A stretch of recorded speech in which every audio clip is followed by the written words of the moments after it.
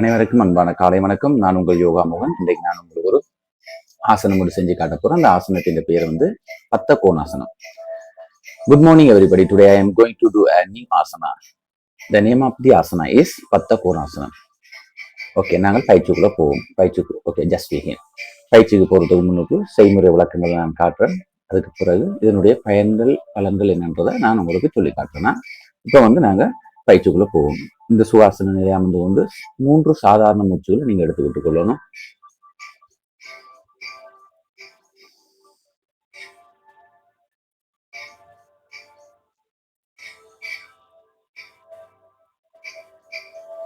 Okay, இப்ப இந்த பத்த கோணாசனம் செய்யறதுக்கு 2 கால்களையும் நாங்க முதல் இப்படி நீட்டிக்கொள்ளணும். இப்படி நீட்டி நேராக அமர்ந்து கொள்ளணும். முள்ளந்தண்டு கழுத்து நேர் நிமிந்த நிலையில இருக்கணும். அதன் பிறகு என்ன செய்யணும், ஒவ்வொரு கால்களாக எடுத்து இப்படி மடக்கி இந்த இடத்துல வச்சுக்கொள்ளணும். அடுத்த கால்களையும் தூக்கி இப்படி இந்த இடத்துல வச்சுக்கொள்ளணும். வச்சுக்கொண்டு இந்த நிலையில இருந்து கொண்டு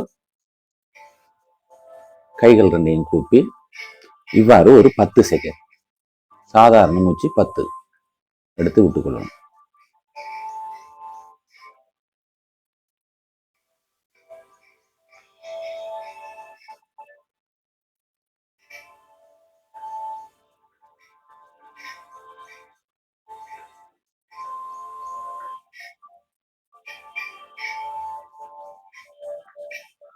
ஓகே, இப்ப கண்களை திறந்து இந்த கால்களை அப்படியே நீட்டிக்கொள்ளணும்.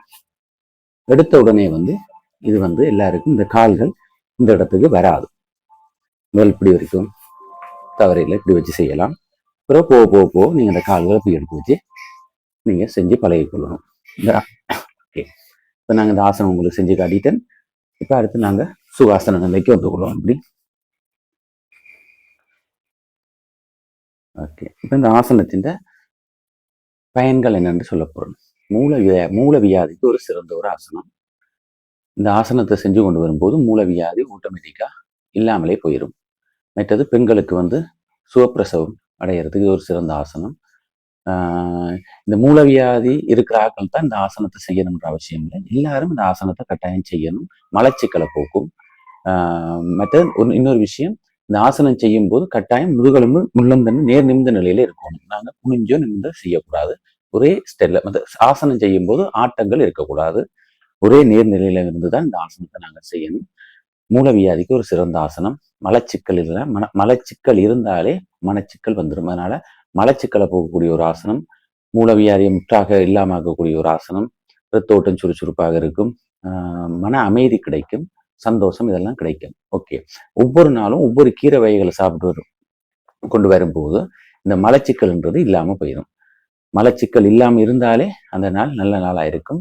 மற்ற நான் உங்கள்கிட்ட சொல்ற ஒரே ஒரு விஷயம், திரும்ப சொல்றது, யோகாசனத்துக்கும் உணவு முறைகளுக்கும் இடையில வித்தியாசம் இருக்குது. ரெண்டுக்கும் தொடர்பு இருக்குது.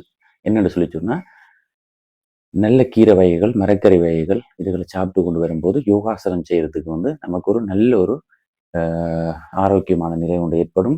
அதோட சேர்த்து மனநிலையும் அதுக்கு யோகா செய்யறதுக்கு ஏற்ற மாதிரியே போகும். அதனால முடிஞ்ச அளவுக்கு நீங்க மாமிச உணவுகளை தவிர்த்து கொண்டு ஒவ்வொரு நாளும் ஒவ்வொரு கீரை வகைகளை சாப்பிடுங்க. நல்ல தண்ணி குடிச்சு நல்ல ஒரு உடல் ஒரு ஆரோக்கியமான நிலையில இருந்தா இருக்கணும். மற்றது அதே விட முக்கியமான ஒரு விஷயம், ஒவ்வொரு நாளும் ஒரு 5 நிமிஷமோ 10 நிமிஷமோ இந்த உடலுக்காக உங்களுடைய நேரத்தை ஒதுக்குங்க. உடல் உறுப்புகள் சரியான முறையில இயங்கினாதான் நாங்கள் ஒரு அதிகப்படியான நாட்கள் வாழ முடியும். நாங்கள் உடல் உறுப்புகள் சரியான முறையில இயங்கலைன்னா, நோய்களை தேடிட்டோம்னு சொன்னா நாங்கள் உழைக்கிறதுல எந்த விதமான பிரயோசனமும் கிடையாது. அதனால உடல் உறுப்புகள் சரியா வச்சுக்கொள்ளணும், உடலை ஆரோக்கியமா வச்சுக்கொள்ளணும்னு சொன்னா தினமும் ஏதாவது ஒரு ஆசனம், உங்களுக்கு தெரிஞ்ச ஆசனங்கள், எளிய முறையில் உள்ள ஆசனங்களை நீங்க கட்டாயம் செஞ்சு பழகுங்க. ஒரு 10-15 நிமிஷம் இவ்வளவுதான் போகுது. ஆனா ஆசனங்கள் செய்யும் போது வெறும் வயிற்றுல செய்யுங்க. காலையில் எழும்பி செய்யறது சிறப்பு. வேலைக்கு போறாக்கள் பின்னேறம் செய்யலாம். ஒரு 4 மணி நேரத்துக்கு முன்னுக்கு இந்த உணவு முறைகளை நிறுத்தி போட்டு செய்யணும். ஓகே, இந்த ஆசனம் உங்களுக்கு இன்றைக்கு பிடிச்சிருந்தா நீங்க என்னுடைய சேனலை லைக் பண்ணுங்க, கமெண்ட் பண்ணுங்க, சப்ஸ்கிரைப் பண்ணுங்க. மீண்டும் நாளைக்கு இன்னொரு ஆசனத்துடன் உங்களை சந்திக்கின்றேன். யோகா-மோகன். நன்றி.